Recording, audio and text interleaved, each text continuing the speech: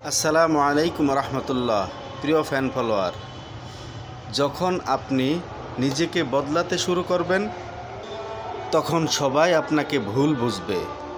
কেউ বলবে আপনি অহংকারী হয়ে গেছেন, কেউ বলবে আপনি বদলে গিয়েছেন। কিন্তু মনে রাখবেন, যারা আপনার উন্নতিকে ভয় পায় তারাই আপনার পরিবর্তনের সমস্যা ভাবে। আপনি আপনার নিজের উন্নতির পথে চলুন, কারণ আপনার জীবন আপনার সিদ্ধান্ত। যে যাই বলুক না কেন, আপনার জীবন আপনার সিদ্ধান্ততে আপনি অটল থাকবেন।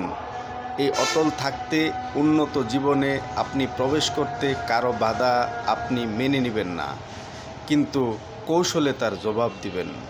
এটাই স্বাভাবিক। মানুষ দুনিয়াতে কেউ কারো ভালো চায় না। তাই নিজেকে নিজেই পরিবর্তন করুন এবং নিজের পরিবর্তনে অন্য কেউ বাধা দিলে তাকে বুদ্ধির সাথে মোকাবেলা করুন। অযথা কারো সাথে কোনো ঝগড়া পেশাতে জড়াবেন না, এতে আপনার সময় নষ্ট হবে।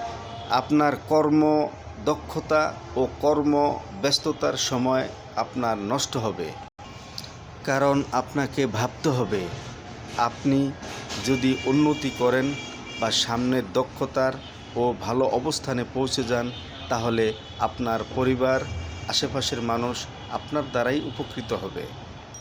আর এই আপনার উন্নতির পথে কাউকে আপনি বাধা ভেবে কোনো কাজ করবেন না, কাউকে ক্ষতিও করবেন না এবং কারো উপকারও সহজে গ্রহণ করবেন না, যেটা আপনাকে আপনার কাজে বিঘ্ন ঘটায়।